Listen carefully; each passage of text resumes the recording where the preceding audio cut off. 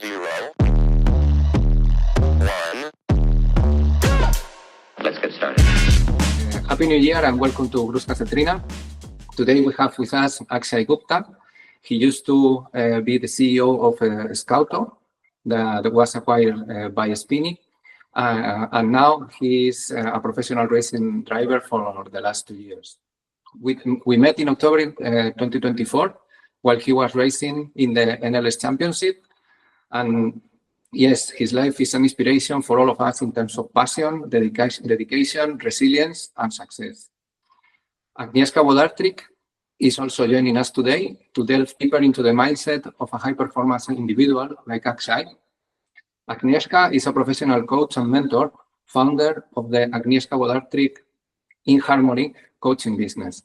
Welcome to you both. Welcome to the channel, and thank you for being here. Thank you for having me.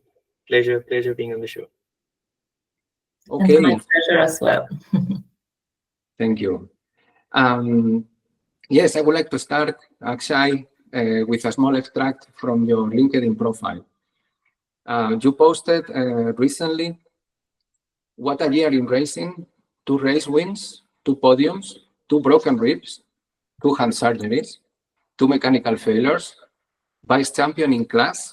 That's my 2024 racing season in a nutshell." Is this racing summary also representative of your life? Interesting. So I think what I wrote further was that what happens in like a year of racing, let's say if I do a year of competitive motorsport, will take maybe like a decade in a normal life, right? So what I call is, I've always said this, is that racing is normal life on steroids. Okay, so whatever happens in a period of normal life over a period of, let's say, 10 years, 5 years, whatever, is confined into a single season of racing. You have your highs and lows. You have like a lot of experiences and a reality check of where you stand in with respect to your speed and performance, right? So let's say if I'm running a business and if I'm on a particular path in business, I wouldn't know until it all comes to an end or it starts working out whether I was on the right path or not. Okay, but when it comes to a race car, the moment you get into a race car, it's all accelerated. Whether you're fast or not is known within 1 lap. And if you're improving your pace every single lap, you know that you're on the right path with respect to what you're doing. And the results and the highs and lows are so drastic. Even in entrepreneurship, the highs and lows are always there, especially in early stages. But with respect to racing, I think it's more packed up. But yeah, you can say that the experience that I had with the entrepreneurial life or my personal life also kind of is similar to 1 year in racing that I've had in 2024. It's all like a up and down journey. It's a lot of learnings, a lot of good moments, bad moments, everything. So yeah, pretty much. It's a very, very nice analogy that you make. Yes, in terms of condensation and amount of experiences and experience that you gain, that is fantastic. So yes, so race car driver, entrepreneur, interested in philosophy, art, and technology. From where does your energy come to combine all these interests? Okay, so I've always been like very curious about things, everything, literally. Like ever since childhood, I've been very, very curious about how does this come from? Where does this come from? How does this work? And until I get to the bottom of the answers of my curiosity, I don't find like peace within myself. So oftentimes I'm like sitting on my laptop or computer and I'm inside a rabbit hole of Wikipedia, right? Like I'll read one article, I'll find like 3-4 terms that I want to know now, then I'll read those 3-4 terms and then I'll dwell into it. And before I know it, it's 3-4 hours, my stomach is making noises, I'm very hungry because I've not had food and I've just been in that, right? So this is how curious I've been all my life. And until I get to the bottom of things, I don't find peace at it. So while it looks like I'm interested in a lot of different fields and I dwell into a lot of things, it's majorly down to my curiosity in life, right? In the last 2 years, a lot of my curiosity have dwelled down into the psychological and the physical aspect of my life, right? So the human anatomy has interested me so much. I've gotten to the point where I started with the basic anatomy to reading biomechanics so that I can better understand my body and then work around it. And now towards the nervous system.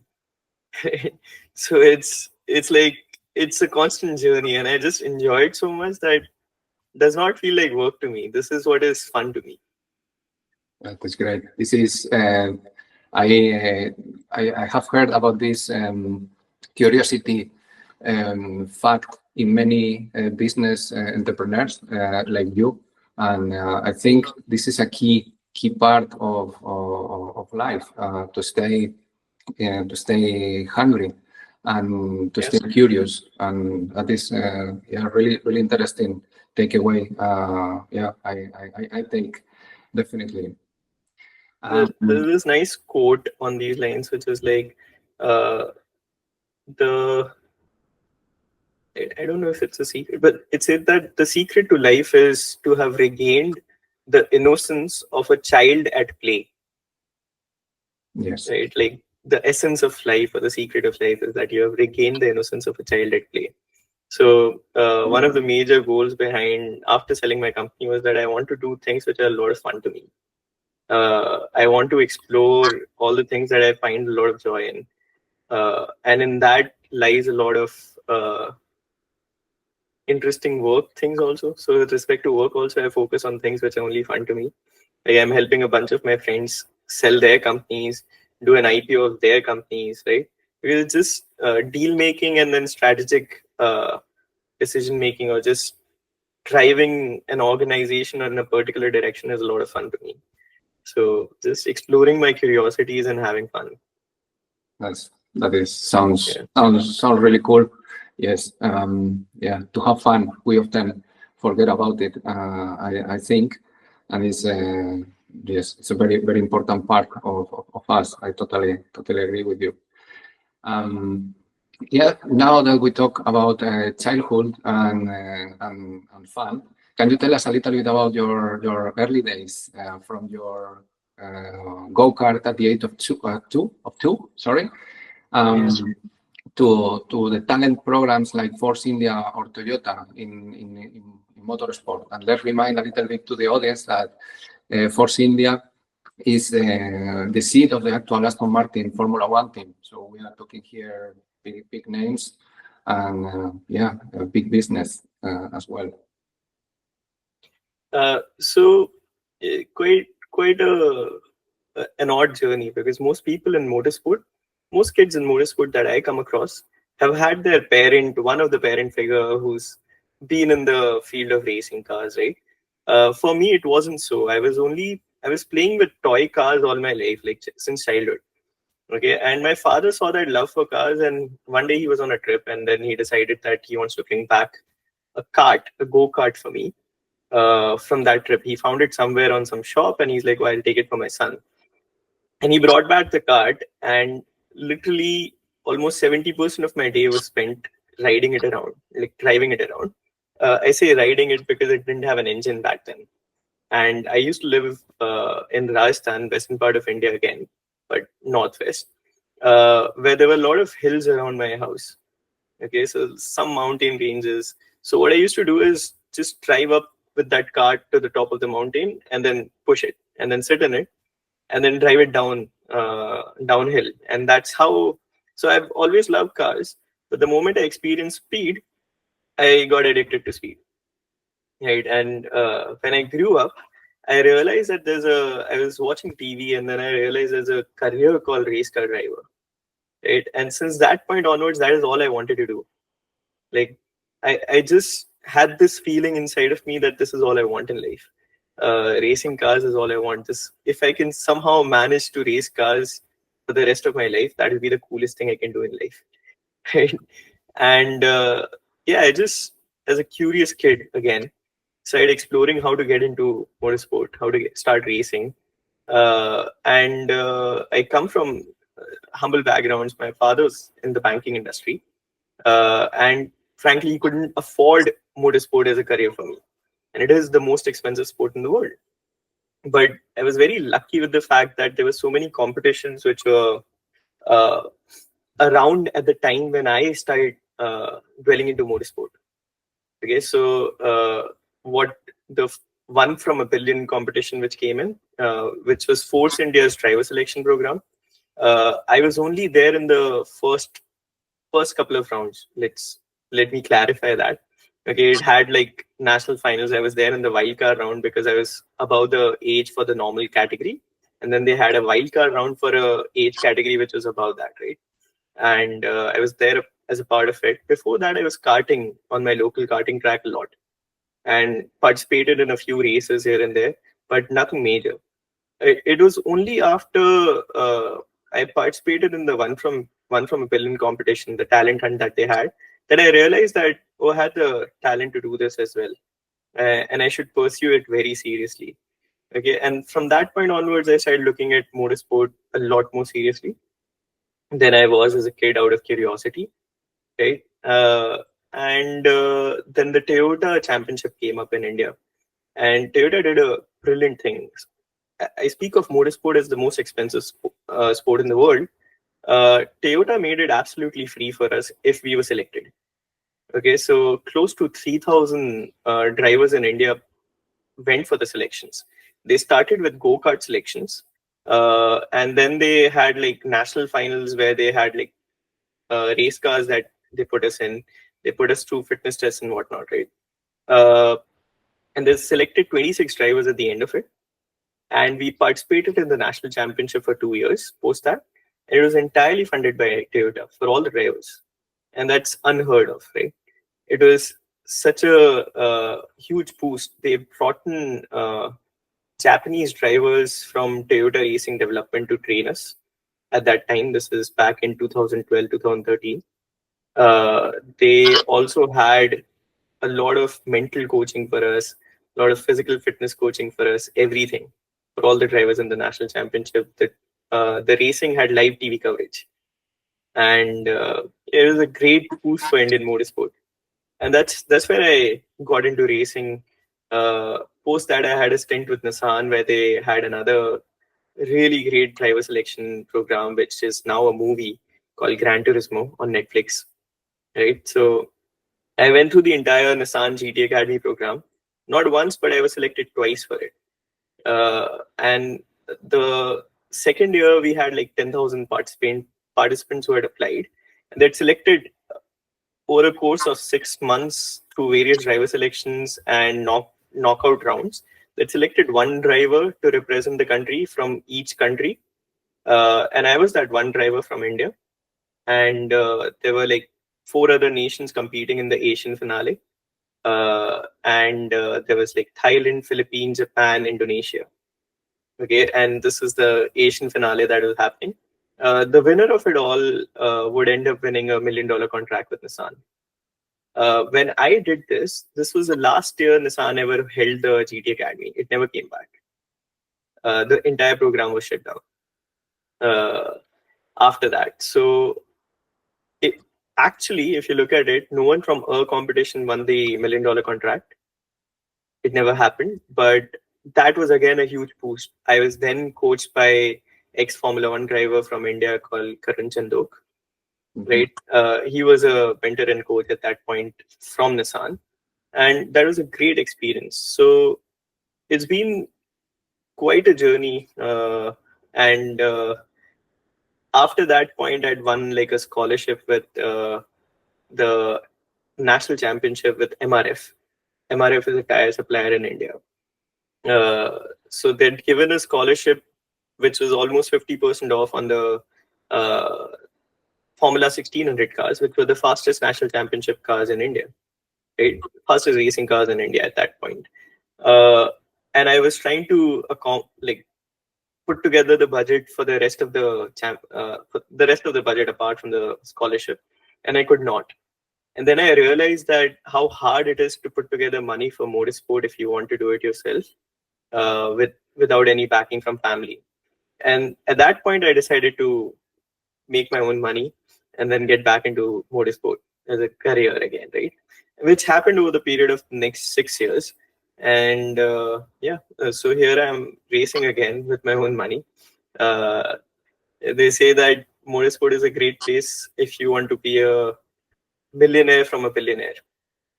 If you want to become a millionaire racing cars, you start with $1 billion. And I don't mind really burning my money into motorsport. I'm just enjoying the process. I've always wanted to do this, and I'm happy. I'm grateful that I can be here and race cars again. And Nürburgring was a track where I always wanted to race. So it had been my desktop wallpaper for close to 15, 16 years. Okay, it still is my desktop wallpaper, the track. And it has been like that for 15, 16 years. And 2023 is when I first raced on the track. It was amazing an experience. There's no track like it. And I absolutely love it. So I'm happy to get back into racing, not just get back, but also race at the Nürburgring track and just, new goals in place, want to continue doing this, continue racing cars for as long as I can. Well, that's an amazing story. Really an inspiration, full commitment, yes, and following and creating your dream. And as you said, in one of the most complicated and expensive sports in the world. And yes, and you create your own business to make it possible as well. So that is really impressive. So congratulations for how you are, and we can see your smile all the time. You talk about racing and being on the track. It's amazing. Yes, I would like also to ask you a little bit about some challenges that you had in your life. You had to face a complicated disease like clubfoot. How did it influence you or shape you for racing, for example, or in any area of your life? So I always give this example. So growing up as a kid, I never saw it as a limitation. Okay, so like there's this famous thing about there's two fish which cross each other inside the ocean. Okay, and one fish asked the other, "Oh, how's the water?" Okay, and the other fish was like, "Oh, what is water?" So you don't know whether you're in water or not, right? So growing up, I always thought that this is normal. Like I always knew that this is a problem. It bothered me so much, but I always thought that this is how it must be, right? But then as I grow up, so my ankle basically does not move up. The right ankle, it has no mobility on the dorsiflexion side. So dorsiflexion is the up movement and plantar flexion is the down movement. So it does not go up, the right ankle. It's smaller. And this just biomechanically puts my entire body at risk. So what happens is, because your body is always, the muscles are always trying to adjust and compensate for deformities around it. So your body will always try to find a neutral balance around, right? And because of the ankle not moving, the other muscles will get activated and will work a little more and give you some, let's say, structural changes in your body. So because of that, what happened over a period of time was that my hip rounded up, my hip tilted like this, and then it rotated like this slightly. Like you can't see it from outside, okay, but it is there. And then my spine curved a little, so there's a 10-degree angle in my spine. Okay, and that's kind of called scoliosis, borderline scoliosis. So because of that, I have to work 10 times harder than normal people to be able to be fit enough to race cars. It's not that it's not as easy as going for a run. I can't run. Like I can run, but then it can cause more injuries in my ankle. So I have to find other forms of cardio. I have to find workouts which can work around the limitations of my ankle. Because let's say if you're trying to do a squat, right? Your ankle mobility plays a huge role in a squat. But when your ankle is not mobile, you can't do that squat.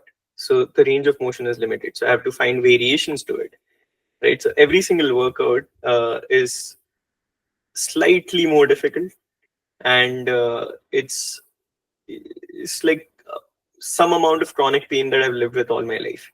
So there's this article I read, blog I read in childhood, in fact, because I was suffering a lot with the ankle issue and I was not able to play football in school. I badly wanted to play football because everyone else was playing football, right? So I went online, I started reading as to how I can play football, right? And I came across a blog, which was it's also called Telepiece. So it said that Telepiece living with pain or something. I don't remember exactly the name of the blog. And then I realized that, okay, there's a bunch of other people who have suffered with the same thing, who have written about their experience, how they play sports, but outside of their limitations. And it is like almost a part of life to live with pain if you have something like this, right? So then chronic pain became a part of life. From that point, I understood that, okay, it's going to be like this, right? And just accepted it, and then work around the limitations and try to do whatever you can. So it's like that famous thing, no? If you can't fly, just run. If you can't run, walk. If you can't walk, crawl. Just keep moving forward. Just keep doing something so that you can keep moving forward. So that's the motto I have. It is a limitation, but then it also builds my resilience. It also gives me a lot more patience. It also makes me a lot more grateful for the other parts which are normal. Right? Because you realize that a small deformity in your body could have so much impact on your life and your quality of life. So then you start appreciating everything else even more, all the gifts that you have, right? And yeah, I think what I joke about this, but because my ankle does not move up, I have much better paddle feel than most other race car drivers. So when I'm braking, my braking is much better than most race car drivers because I have the best pedal feel than because their ankles move up, and that is milliseconds that they lose there. And racing is all about milliseconds, right? So I keep saying this. Absolutely. So there's pros and cons of everything. Yes, sure. Yeah. I like very much this analogy that you made between the two fishes. Yeah, what is water? Yeah, it's great. It's fantastic. Yeah. Yes, and actually, and as I'm listening, I wanted already to jump in many times, but because your story is just fascinating, and for me as a coach, when I listen to you, it's actually very inspiring what you say, and now that recent part about your challenges. Because I'm a strong believer that we are not our circumstances or conditions in life, right? So what you said about that analogy to the fish and water, and that actually that condition brought you even further in life to overcome what may seem a limitation, you made it almost a strength. So that's really fascinating how you turned that around, right? So we had a small talk in Nürburgring, which I really appreciated. And you mentioned also about that inner path that you had at some point, that you took a break, right? Very consciously from racing, from business, to look inside you instead of outside. And I wanted to go a little bit into that part of your life, if you allow us, because I think it's super interesting for our audience. So could you talk a little bit, what was the kind of defining moment for that? So some context, what I did was, after selling off my company, I had like a year-long contract to work with them.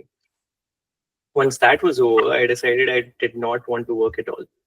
What I wanted to work on was myself and inside me, right? Because I realized that the next journey of my life will require a different person. So, quite honestly, this is the hardest thing I've ever done in my life. It's the most difficult thing I've ever done in my life. I think it is so much easier to just be absorbed in work and surround yourself with like things that you're always occupied with and never actually look inside and figure out who you really are. And it's just like, that's more of a distraction to life, right? For me, I knew that that was not the way that I wanted to lead my life ahead. And when I started doing this, the biggest thing I realized was that not working is much harder than working. Right? And then gradually I just started dwelling deep into just myself and trying to understand what are the core motivators of who I am. Right? Where does it come from? What are my experiences in life and what shaped me into who I am? What do I want in life going forward? And it was all like quite a journey, to be honest, because it's all really hard things that you need to sit down and face. And I can't describe it any other way, but just the hardest thing I've done. Right? Yes, that's But- totally. What if you would need to just choose a couple of aha moments from that inner journey? What could that be? Couple of what moments? Like aha moments, you know, those insights, moments. those sparks that come and you say, Huh.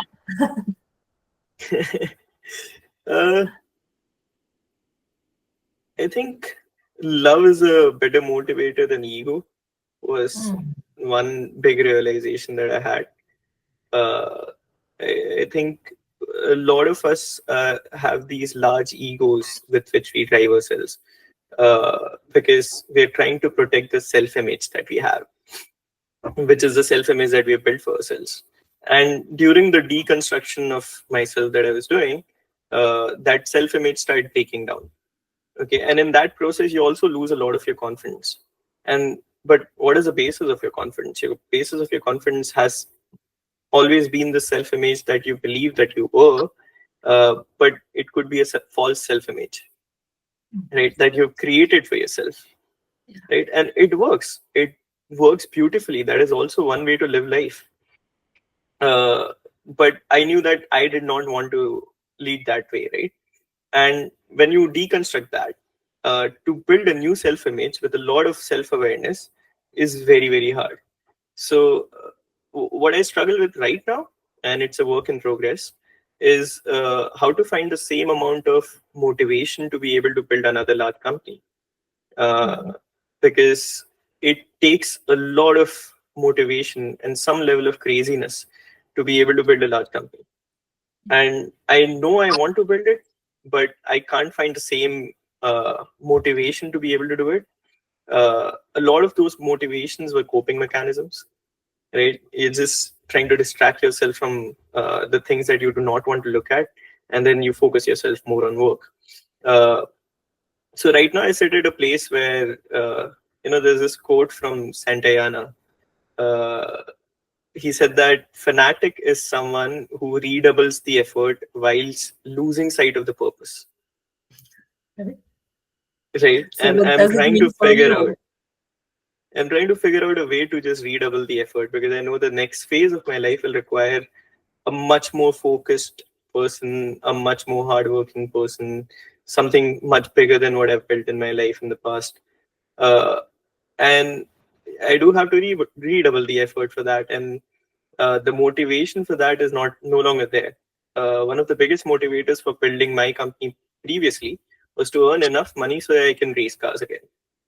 Right. The second biggest motivator was to solve a lot of road safety problems in the world, in India specifically, because India, it's a huge problem. We lose almost 1.5 lakh or 150,000 lives every year to road accidents. That's a lot. And I wanted to do something about it.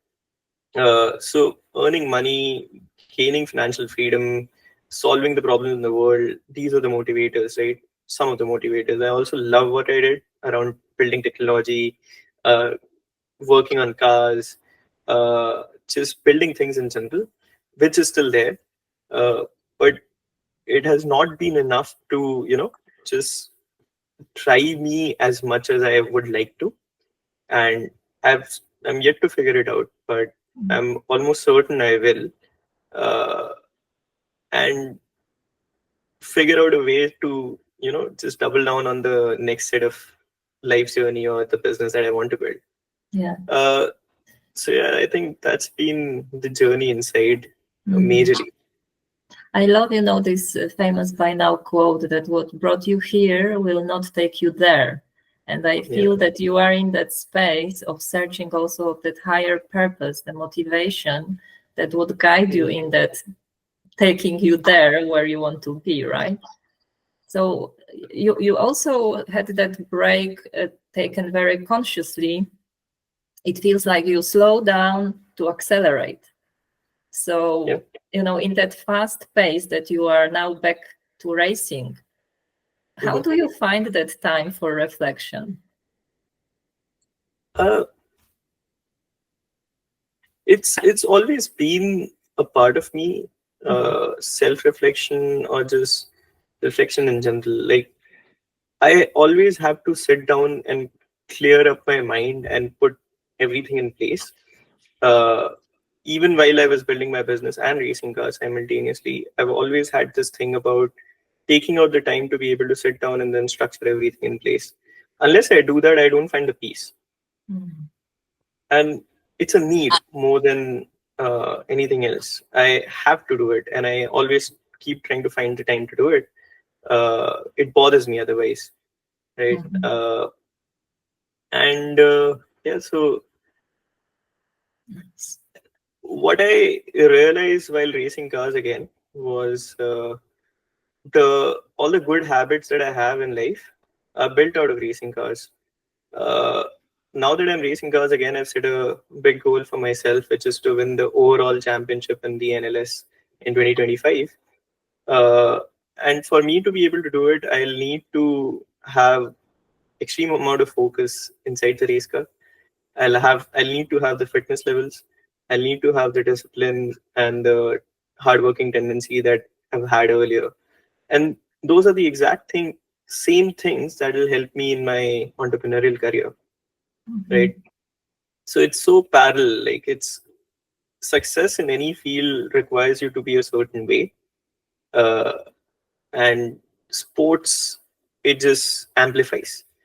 The results come quicker. You can see whether you're on the right path or not faster. And then you can apply the same learnings everywhere else. So yeah, I think. I mean, so much wisdom in you. I'm really inspired by what you say. I think that's something that we forget about many times, taking that time and dedicating consciously that time, because then life pace is very fast nowadays in different businesses. Yeah. Cool. Thank you. Excellent. Wow, what a deep dive we had just now. It's amazing. Very, very interesting. I'm gonna come back a little bit to the motorsport again and business. Marketing is a huge topic here, and and not everybody has the skills and the determination to build up their own company to go racing. Which lessons and advices that you could give to others have you learned along the way in terms of marketing to get sponsorships and all this stuff?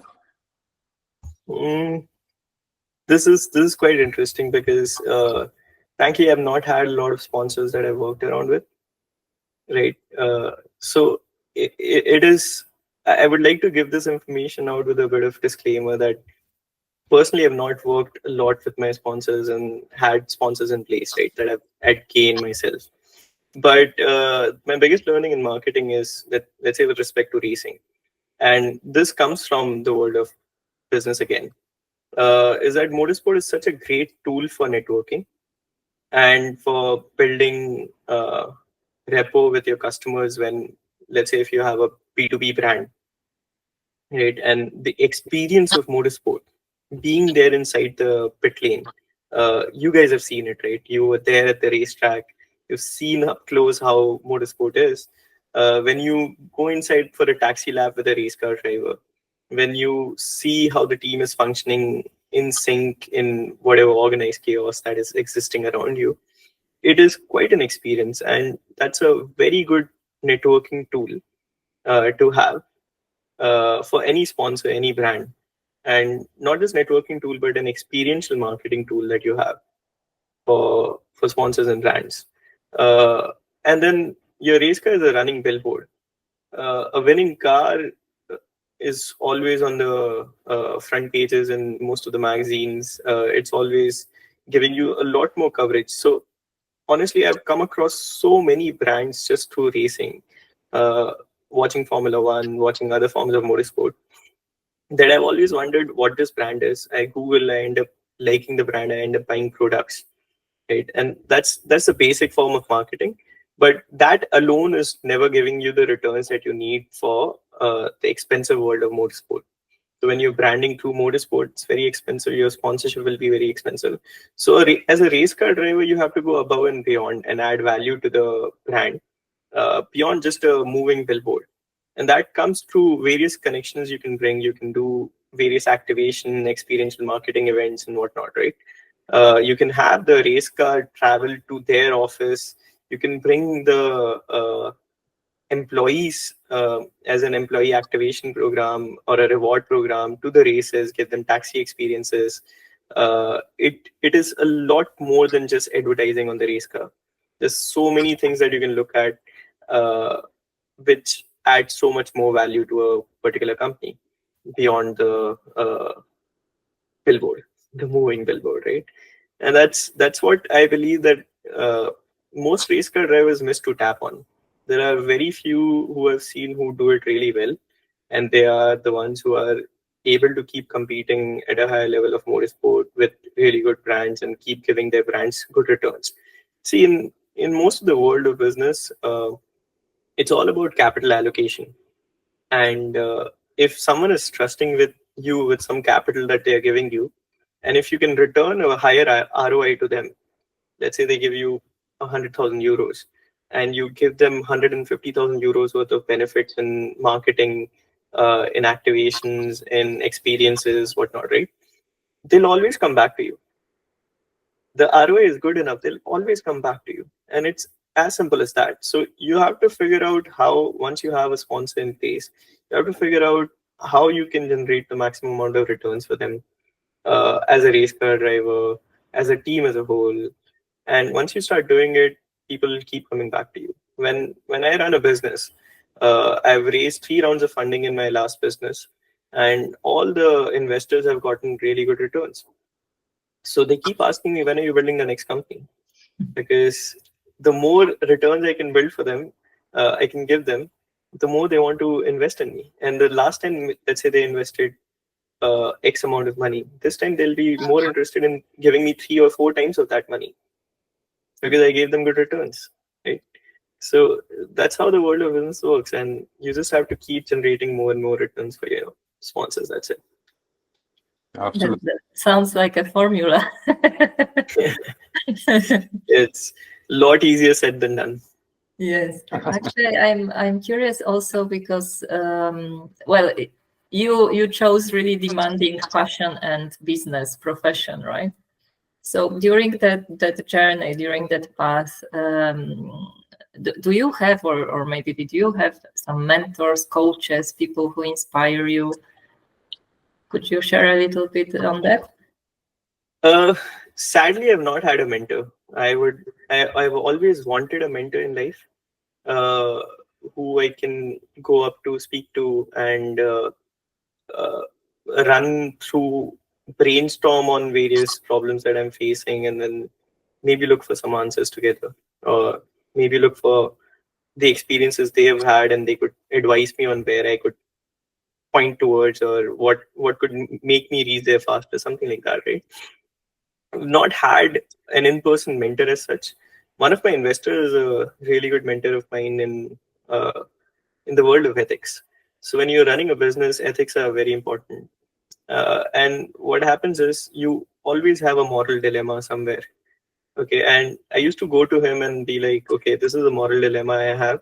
What do you think is the answer here, or what do you think I should do? And it would usually be like a conversation we'll end up having, and I would take his advice very seriously on those matters. And investors are always wanting good for you so that their returns are maximized. But he's also a very good person as a whole, and a very good businessman to have around, like to do business with as a whole, right?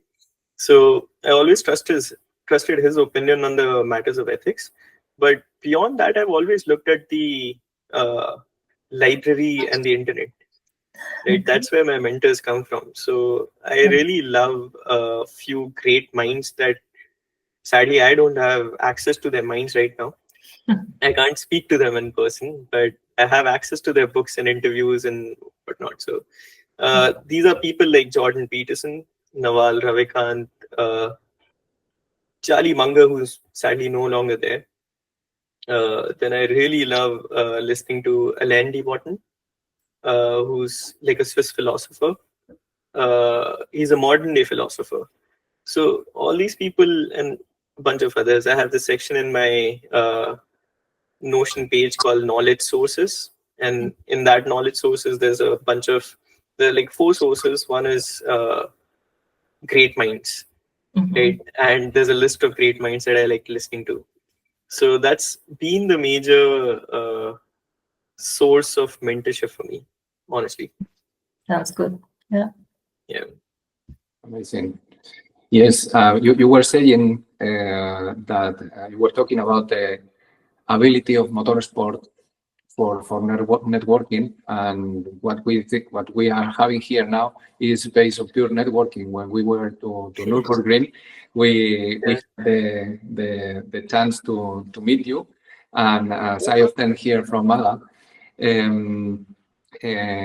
this was a meaningful coincidence.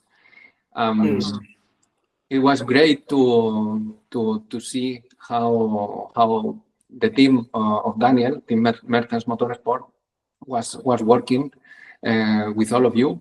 It was amazing to see the ecosystem in function, and this is really something very, very attractive as an spectator. It must be thrilling to be part of it. And I would like to ask you, what made you choosing Daniel and his team? I have a very analytical approach to this. So at the beginning of the year, I ended up speaking to all the teams that are there in the championship. Okay, and when I spoke to all the teams, I built an Excel sheet around this, where I rated all the teams on different factors. So one was, of course, the price of the seat. So these are all of them give you a code for the seat. Okay, so all the price for the seat, which is the cheapest, I would like to work with them. Which is the fastest team, I would like to work with them. Which team has good future opportunities? Let's say they race in this class, but they also race in other classes, and they also race in other championship where I do really well here. They would want me to drive for them in other championship as well, right? So where the future probability was there.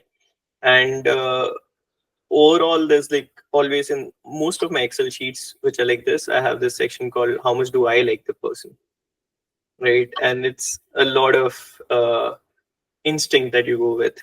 So when I was evaluating all of these factors, I can provide you with the scoring that I have. Mertens came on top. They were last year's champion, and they were really fast. I had a call with Danny, and I really liked. We both had the same energy. We both had similar passion for motorsport. I could see he's so passionately driven for motorsport, and he really wants to win this championship and build a really great team. So out of all the people I spoke to, I liked him the most. And that was one of the biggest factors. And the team was really fast. The cars were really fast. Everything worked out really well. And so when everything comes together really well, it's an easy decision to make. When you make your decision making so objective, there's no confusion around it. And for this particular decision, I didn't have to think twice. Absolutely. Yeah, now, when everything makes sense in my mind. Definitely, Daniel provides a lot of trust, and his passion and dedication and professionalism level is amazing, and it was very easy for us to click with him as well. And thinking about the combination between you and Daniel is what makes the podiums and winning races as they are. And that is a great takeaway. Fantastic. Yes, maybe it would be interesting if you could give a word or phrase to a young racing driver or entrepreneur that is going to make the first move or wants to make the first move and hasn't done it yet. For example, is thinking about it and thinking about this first step. I think so. As a race car driver, it's like a holistic thing, right? So you just can't be fast inside the race car and that's it. There is a lot of work required on your fitness, and then there's a lot of work required on your ability to market the sponsors that work with you, right? So it's a bunch of things. At the end of the day, I can sum it all up and be like, if you really want to be a successful race car driver or an entrepreneur or just in general successful in life, it all boils down to the fact that, hard work beats talent every single time. And especially when talent doesn't work hard. So if you're working hard at anything, that'll give you much more results than being talented. And that's the phrase I have for anyone who's looking at motorsport. Thank you. 2024 has finished and 2025 is starting. What are your plans for this new year at racing and business levels? Racing, I'm very clear. I want to win the overall NLS championship. The overall championship has close to 20-22 classes. Okay, so in our class, we can win the title of the class champions. But an overall champions will be someone who's at the highest points, the car with the highest points of all the classes. Okay, of all the 22-23 classes, right? I don't have the exact number, but I want to win that. And that's my goal for 2025. I think with Danny, I have a really good team to work with. And I see it as a possibility that we can make it happen. We're in the right class. We have really good cars, really fast co-drivers. Everyone in the team is a fast driver. And that's really fun to work with. So I think it's quite feasible. But to give you context of how big it'll be to win this is that in the last 20-ish years from India, there's been only 2 drivers, in my knowledge, who have won an international championship. The last one was in 2006, and 2024 was someone named Akshay again who won an international championship. So if I win in 2025, it'll be a big thing because there's not been a lot of Indian drivers in international motoring scene who have won championships. So this is something I'm looking forward to. I want to start with Nürburgring, which is one of the biggest challenge. So once you have like something as big a challenge as Nürburgring out of the way, then every other racetrack does not look like a challenge to you as much. right? The challenges are different then. With respect to driving, this is the most daunting challenge if you ask me. And with respect to with entrepreneurship, my goal is to see, it's so easy in the world of entrepreneurship to think long term and think of all the various probabilities and things that could happen, things that you want to build and where you want to get to, right? Although I have a bigger picture, because my mind is always working towards a strategy and business ideas all the time. No matter where I go, what I do, it's just always working. I used to play a lot of chess in school, and that has made my mind work in so many probabilistic ways, and it's always been working. So the next business idea that I want to work on, I have been formulating that idea from 2019 into my mind. And so it's almost like 5-6 years now that I've been thinking on this. So all the thinking has been done. And I know all the probable outcomes of everything that could happen and where I want to get to. What I want to do for 2025 is focus on the next step, only the next step, right? So if I'm sitting right now and my first goal is to get a customer signed up, my only focus is to focus on that customer sign up. Just that, work towards that customer sign up. And once that is done, I need a investor in place, focus on that. Once that is done, I need like a team in place, focus on that. So just a random example, but this is how I want to run businesses now. As for 2025 itself, because it will be early stage.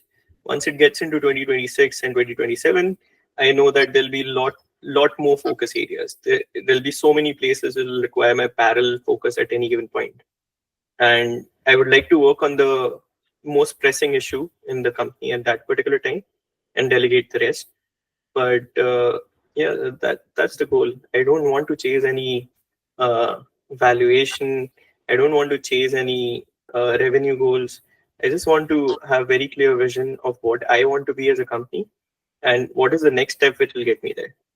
And that's my goal for 2025. Wow, that's fantastic. I kept two ideas from everything that you have just said. One is to continue making history as an Indian race car driver in no more, no less than the Nürburgring. And the other one made me reflect. All the thinking has been done, and it's for me a great reflection. So it's time for action, and yeah, that's fantastic. And maybe, David, I can jump in, because that in my profession as a coach is so important. So combining the being part with the doing part and making it together work. And it feels, Akshay, that you nailed it down, that you really took time for defining who you are and who you want to be. And now that time for action that follows or flows from that being is something that is really, as you said, the time is now. So yeah, I exactly. wouldn't be myself if I would not ask you a kind of bonus question that I ask. Please go ahead. Ask me 10. But I'm curious, you were talking about your vision, that it's quite clear, and also your dreams for this year. How about your biggest fears? Because, sometimes that's the fear that is kind of the door to our desires. Yeah. Biggest fear.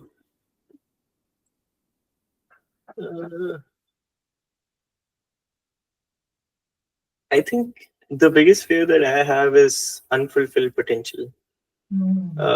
If I do not do what I'm capable of doing in my life, I think I'll never be happy. It's so difficult for me to sit with the knowledge that I'm capable of doing really great things in life and not do anything about it. I think that scares me more than anything else. Yeah. So just thinking that this is something that opens up, for what may come and fulfilling your desires. that might be something also to look into more in your 2025. Yeah, I think the problem with such thinking is that becomes the obsession to chase, right? And to have that balance towards not making it the obsession to chase, just fulfilling your potential, because we're not robots at the end of the day, right? We're human beings. We have lives around, we have feelings, we have emotions, we have people around who we have to cater to and whatnot. That finding that balance is very important. And yeah, I forgot to mention this. One of the most critical learning I had in my exploratory journey is the importance of balance in life. Like, you use my favorite word, to be honest. So thank you for that. Everything great, right? Everything like at the cutting edge of anything lies in the fine balance in life. Like it's like you go a little up, go a little down, but you're always dancing between the balance. And that's where you find magic happens. Yeah. In everything.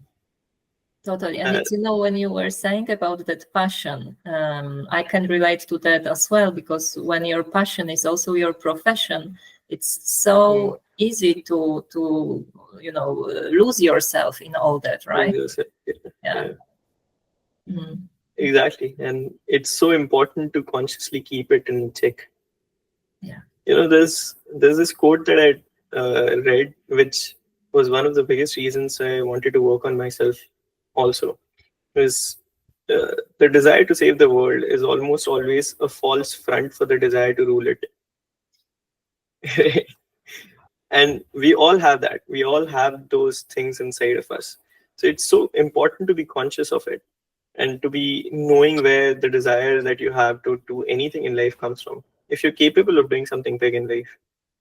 So that's one of the biggest things that made me work so hard also on myself. Yeah, thank you for these insights, Akshay. Also for me working with high performing leaders, and you are one of them, that is one of the topics, the meaningful impact in life and the balance, how to make it happen both. So yeah, thanks for your insights. Absolutely. You're welcome. Is Akshay, there's something that you would like to share with our audience that we haven't asked you already? Is there something that you would like to add? We missed, or something that comes to your mind? I think so. When you ask me about my biggest learning or insight from this journey, right? Over a period of life, I've had so many big realizations about the world, life, whatever we have as a civilization, whatnot, right? And one of the biggest learnings was how much of an ovarian lottery we all are, because it's so coincidental that, let's say, I was born in the western part of India, which is one of the safest parts of India, and one of the most entrepreneurial parts of India, to a family of a businesswoman and a banker, right? To have the education that I had, exposure to my environment that I had, the childhood experiences that I had, which shaped me into the individual that I am today, right? And none of this is in my control. So when you think about it, it feels so much of a privilege to have all these right things in place. Like, what I can achieve in life is so much greater than, let's say, someone who's born in a country stricken by civil war. Right now, wherever there's a civil war happening, someone born there without proper access to education, or in some of the poorer countries, right? Versus where I'm born and which time, era, all of that is so important. So it almost feels like a lottery to me. And it feels like a waste to just not do anything about the privileges that you're born for the other people. Right? So because you can create so much change out of the privileges and the life experiences that you've had. And that's also one big learning. And it it started off back in 2014. So there's another friend, a very close friend of mine, who's also a race car driver. We were sitting outside a government office because we wanted to get some land to build a racetrack in the city, right? And we were waiting for the minister to come so that we can have the meeting. And when this was happening, he just sat down and he knew how passionate I am about motorsport. At that point in my life, I had only a singular vision. It is, I want to be in a race car. I want to be fast in a race car. There's nothing else I want in life. I had a very singular approach and vision. It was like tunnel vision almost, right? And he was very aware of that because he saw me on the racetrack. He saw me in life. He was a good friend, is a good friend. And he just asked me that, tell me one thing, if tomorrow you were to get injured and lose your limbs and you can't race again, what will you do? And I sat down and thought that, okay, fuck, I don't have any point or purpose of life that I see right now. Like, if I'm not doing that, then I don't see purpose of life. And that's what I told him. And his instant reaction to that was that God has given you such a great mind. Okay, if you can't do something for yourself with that, then do something for other people. No, why waste it? And I was like, okay, that I never thought of. And from that point, I started thinking on those lines more, that it is a lot more beyond my singular focus of racing that I can achieve through the skills or through the gifts that I have in life. So why not explore that? And while we were building the company together, there's so many incidents and learnings that we had together where gradually life experiences and whatnot just opened me up to a lot more than just racing cars, which brings me to where I am today. And actually, it feels like me that there is a lot of gratitude in you as well, and being humble about where you are. Of course, it's fantastic and success you achieved, owning your life and who you are, but also a lot of gratitude for what you mentioned, where you come from, right, and circumstances of life that were not depending on you. Yeah, I think all of us have both the privileges and the drawbacks of being who we are. So it's important to acknowledge both. Yeah, nice. Fantastic. What a great inspiration, Akshay. Yeah, I would like to really thank you for allowing us to know you a bit more, and allowing us to share it through the channel. We wish you all the success for 2025. We're sure it's going to be an amazing year for you. And also many thanks to Agnieszka for your deep dive questions to understand better the mindset of a successful driver and business entrepreneur like Akshay. And yeah, I cannot wait to see you in action. And yeah, we will be there for supporting you in Nürburgring. And I was about to say, and well, all the very best. And thank you very much. So thank you for having me. I think it's great meeting you guys on the track, and I look forward to seeing you guys again on the track more often this year. And we have more races this year. Last year we had 8 races. This year we have 11. Wow. So yeah, should be more opportunities for you to come down to the track. And again, yeah, great to be on this show. I look forward to meeting and interacting with you again. And thanks from my side as well, Akshay. I think your wisdom is inspiration for many people, and we will spread that now. Thank you. Yeah. Thanks so much for your time, and to you, David, for inviting me as well. Thank you, and also all the success to you in your business. All the best for 2025 as well, and just let's see what the year holds for us. Thank you.